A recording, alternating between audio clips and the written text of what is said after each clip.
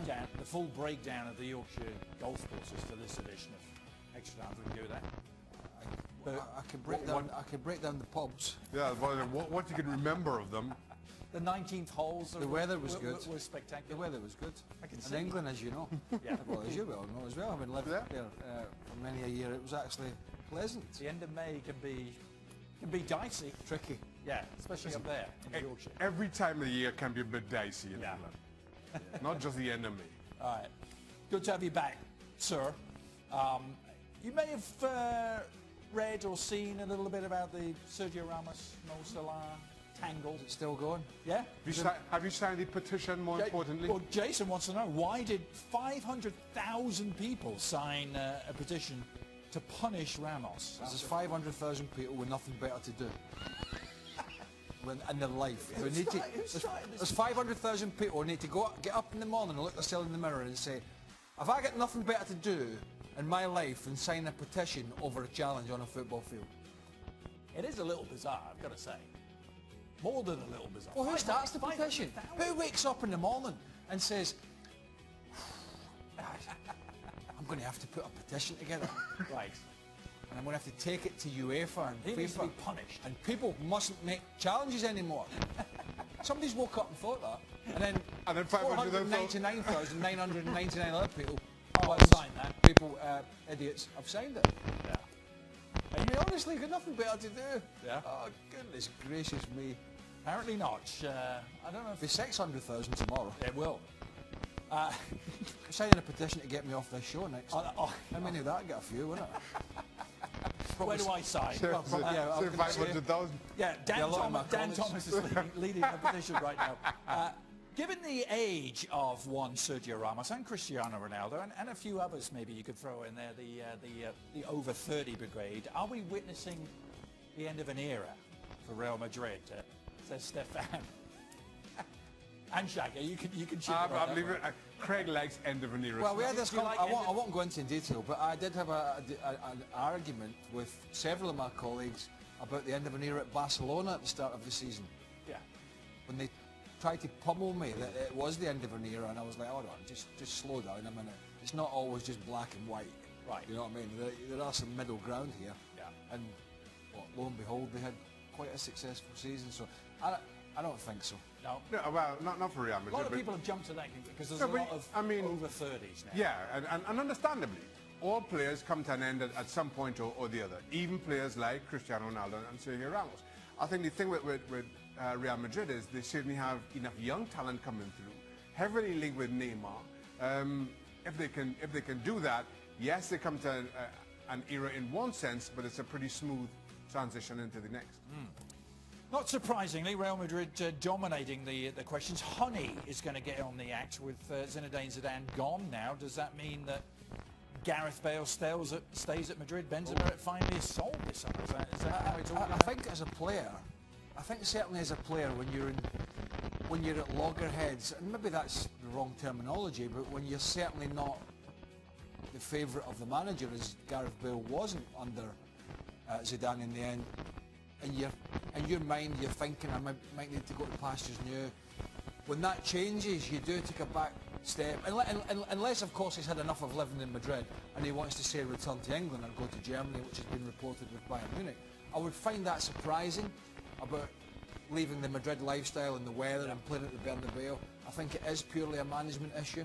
So with that changing, I think what he'll do with his agent is probably sit back, wait and see who's coming in, how it's going to pan out, and then they'll make a decision. So I would say his mindset will probably, I think, have changed. Yeah, look, you understand Gareth Bale feeling the way he did and saying what he said immediately after the Champions League final. The fact of the matter is there are a lot of hurdles between Gareth Bale leaving the Bernabeu and going in anywhere else, namely a transfer fee, who's willing to pay that now and still match his wages. Now all of a sudden you got a fresh opportunity with a new manager, with Zidane stepping down. Maybe that's the clean slate you're looking for. So expect Gareth Bale to say no more for the next couple of months. There's a World Cup to get through, and then all of a sudden as teams start focusing on next season, maybe you start to see some of that dust settle. Let's not kid ourselves here.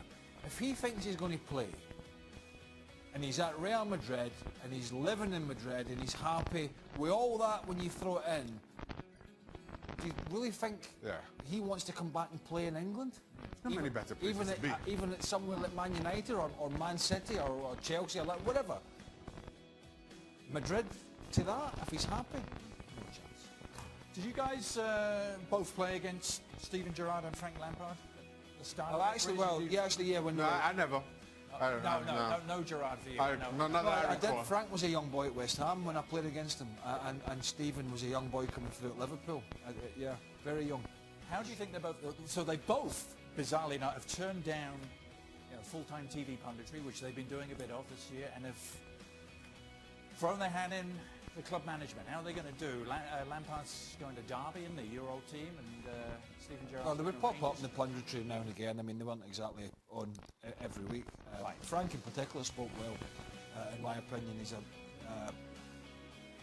Steven Gerrard taking the Rangers job is a huge job. I mean, it's like people are saying, oh, you know, it's a good one to just test. Just give a compliment to another broadcaster. I don't think we've heard that before. What's that? You're saying Lampard was a good pundit? No, I didn't say he was a good talker. Oh, good talker. Okay. Glad we clarified. I mean, it's. But the two. I didn't see much of Frank. Do you think the two of them are management? I don't watch much of the other people, but whatever they do, they do. Management Look, potential. I don't know because Gerrard's gone into a very difficult situation at Rangers. It's very fractured behind the scenes. They're miles behind Celtic. They've had huge problems. It's not a great squad of players. He needs money. Have they got it? I doubt that very much. Frank got into the Championship at my old club, Derby County. It is a bear pit, the Championship. You know, Rangers will have expected to challenge Celtic. I don't think that will happen unless you spend a lot of money. And Derby will be expected to get promotion. Frank might get some money to spend, but what, they play 46 games in the league alone? It's tough. The answer is you just don't know until you get in there and see if it's for him. What's your gut feeling, Shaka, about these two?